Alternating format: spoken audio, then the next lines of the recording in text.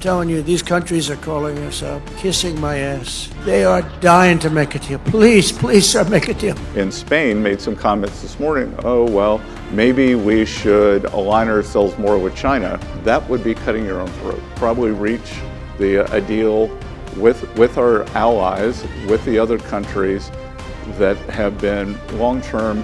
They've been good military allies, not perfect economic allies, and then we can approach China as a group. There would be a huge economic and financial win for the country as well. Trump will win. Yeah. Welcome to GVS Deep Dive. I'm Najma Minhas. Since the disastrous policy on tariffs was imposed on Liberation Day, April the 2nd, followed by a sharp crash in the stock and bond markets, the Trump administration has scrambled to contain the fallout. This has included the 90-day pause on tariff escalation. President Trump, in his characteristic bravado, later claimed that countries were kissing his ass to secure trade deals, while his administration talked about creating a global fortress against Chinese exports. Now, China has responded with clear warning signals. According to the Chinese Ministry of Commerce, Beijing will retaliate against any country that aligns with the United States in ways that threaten China's core interests. A statement on the ministry's official site reads, China firmly opposes any party reaching a deal at the expense of China's interest. If this happens, China will never accept it and will resolutely take countermeasures. China is determined and capable of safeguarding its own rights and interests. The threat comes as the United States President Donald Trump's administration is reportedly planning to use as part of their tariff negotiations to pressure U.S. partners to limit their dealings with China. U.S. Treasury Secretary Scott Bessent said earlier this month that countries currently negotiating trade deals with the United States should approach China as a group together with Washington. Now, this clash is more than just a trade dispute. It's now evolving into a strategic standoff. What are U.S. aims with approaching China as a group? China is appealing to the classic prisoner's dilemma in game theory of a loss-loss scenario for all. Does that make sense in this context? Will the United States succeed in its objective to isolate China on trade, in particular with Japan or Europe? And how does President Xi's recent visit to Southeast Asia fit into all of this? Please like and share the video and subscribe to the channel. Your engagement helps it to grow. After the fiasco of the tariffs, the latest strategy of the United States is to confront China along with a group of willing partners. The United States wants to tap into the global fears of cheap Chinese exports destroying local industries and country trade deficits with China, to get all those countries to stop Chinese trade together as a bloc. The United States Treasury Secretary Scott Bessent recently argued that the only way to check China's economic rise and to ensure the long-run containment of China is through a coordinated multilateral approach. These countries at this point should try and amplify their leverage by getting a united front together on trade, by including the EU, Japan, South Korea, ASEAN, and India. And the theory being that this would then deny China the flexibility to play the countries against the United States, as China then cannot retaliate effectively against everyone at once. Now, a coalition is to be set up to restructure supply chains away from China, particularly in technology, semiconductors, critical minerals, and AI components, under this theory that Scott Bessent thinks should apply.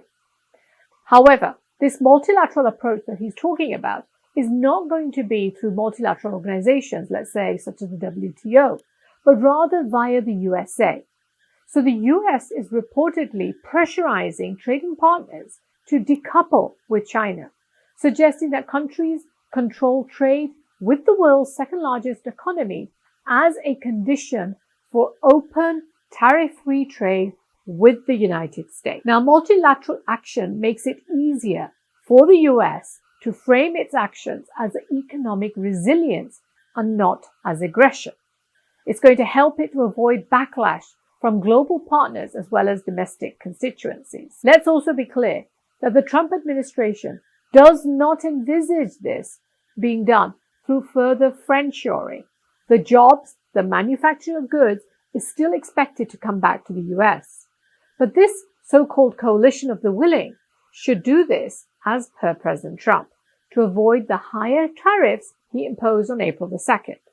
So, Vietnam, who was hit with 46% tariffs and is massively dependent on its exports to the US, is allegedly offering, according to American sources, to scrutinize its inbound trade from China as part of coming to an agreement with the United States to reduce that 46% down to 26%. China's response so far is a textbook example of invoking what is called the prisoner's dilemma to discourage defection. The prisoner's dilemma is this foundation of game theory. It describes a situation where two rational players must decide whether to cooperate together or defect without knowing what the other one will do. If both cooperate, they will achieve a moderate but mutually beneficial outcome.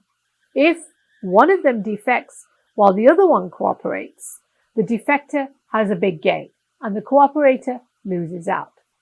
If both of them defect, both end up worse than if they had cooperated. In this scenario, if everyone defects, the world enters fragmented trade blocs, increased inflation, logistical chaos, and systemic global instability. The dilemma lies in this temptation to defect for the short-term gain for the individual country, even though mutual cooperation, of course, would yield the best overall outcome. So the framework has profound implications for international trade, especially when countries must decide whether they're going to side with the United States or maintain strong ties with China. The Chinese statement shows that they understand that a prisoner's dilemma is in play, and they asserted for one's own temporary selfish interests, sacrificing the interests of others in exchange for so-called exemptions is like seeking the skin from a tiger. It will ultimately only fail on both ends and harm others without benefiting themselves. Seeking the skin from a tiger is a Chinese idiom, and it typically conveys the idea of doing something extremely dangerous or foolish, like taking a great risk for an uncertain gain. And China's framing such cooperation with the United States as a lose-lose situation in which a nation may individually benefit, but it would do so at the risk of every other country also doing the same. And therefore, global trade would devolve into what they've called the law of the jungle, in which small countries in particular will lose out. As the Chinese statement puts it, where the strong prey on the weak, all countries will become victims. Now, the Singaporean Prime Minister recently, in a viral video, also warned against the same outcome. Further, by threatening a retaliation against any country that aligns with the United States against China, the Chinese statement is saying, if you cooperate with the US at our expense, you will face the consequences. Now, China knows that it cannot only rely on feel-good homilies of a better world to stop cooperation with the US, but it also needs to bare its teeth. Now, this is designed to break global alignment. China is betting that nations won't risk losing access to global markets from which all countries have benefited in the past 70 years. And the statement also said that the Chinese were willing to work with all parties and defend international fairness and justice, and described the US actions as abusing tariffs and unilateral bullying. It's not easy for the United States to succeed in isolating China. About 70% of the world, or over 145 economies, now trade more with China than with America. China was the largest bilateral trading partner for 120 economies in 2023, and is still the largest trading partner to Japan, South Korea, Taiwan, and Vietnam. The ASEAN is China's largest trading partner, with a total trade value reaching around $234 billion in the first quarter of 2025 alone. And last year, they traded around $960 billion. So Chinese threats matter to these 120 countries. The United States is the largest bilateral trading partner now for around 33 economies only. China also has a lot of investment in these countries, as well as being an integral part of their goods supply chain, which is necessary for them to export. President Xi has just visited several Asian countries last week, and the trip, which had been set up a while ago, but the recent US tariff impositions gave it a big momentum. During President Xi's visit to the countries, they literally rolled out the red carpet for him. In Cambodia, the king personally came to collect him from the airport. And China used it as an occasion to show its neighbors that it is a reliable, stable, and trustworthy partner, and that it's looking to deepen and expand imports and exports to the region. President Xi sold himself as a defender of a rules-based global trading system governed by the World Trade Organization, something that he's been doing since 2017, when President Trump's first administration took a similar attitude towards trade. And President Trump, especially after his latest unilateral tariffs, looks like a very mercurial personality. During the week, President Xi signed several agreements and MOUs with all his Southeast Asian partners. Vietnam signed multiple cooperation agreements with the Chinese, which covered road transport, energy infrastructure, logistics, aviation, seaports, and notably the establishment of a joint committee on railway cooperation under China's BRI initiative. The Malaysians gave him a similar warm welcome, with the Malaysian Prime Minister Anwar Ibrahim saying, "Facing the rise of unilateralism, Malaysia will work closer with China to jointly tackle risks and challenges." And China doesn't just have investment, trade on offer. It's also one of the largest sources of tourists to countries like Thailand, Malaysia, and Singapore. And restrictions would hit these countries hard. In 2017, China barred a group travel to South Korea in response to the US deployment of the THAAD anti-missile system. The ban had an almost immediate effect on travel, with tourist numbers from China falling by nearly 20% to the country. In the meantime, Trump's team have talked about countries jumping to offer them trade talks.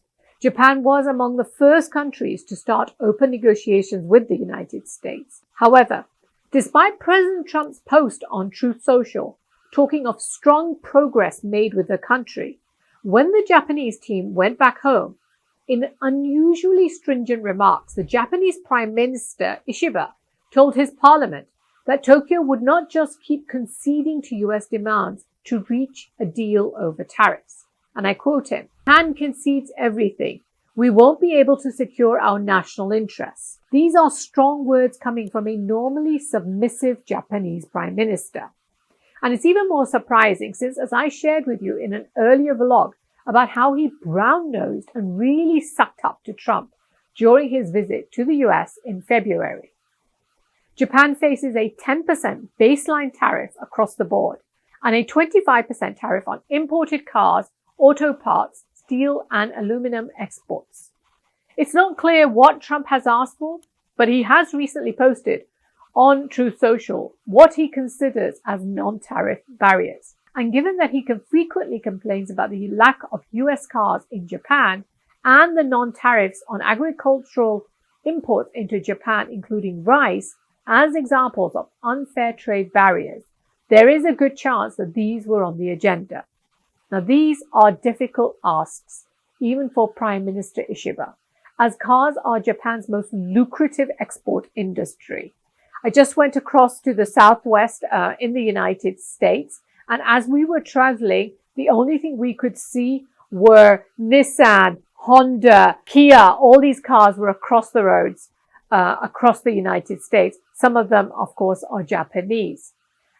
And the nation's farmers in Japan are also a very important support base for his ruling Liberal Democratic Party, which faces a national election in July and is currently struggling with very low public support in terms of ratings.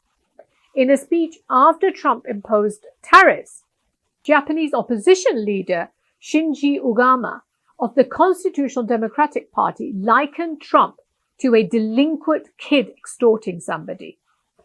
If you get mugged and put money in their hands, they will come back to mug us, he said. If Japan listens to this and bends the other way in response to the impossible demands of bargaining and deals, it will set a bad example as a customary and historical precedent. So when China accuses the United States of unilateral bullying, they have many countries that agree with that description and understand that if they submit to Trump's pressure now, they will end up having to agree to much more going forward.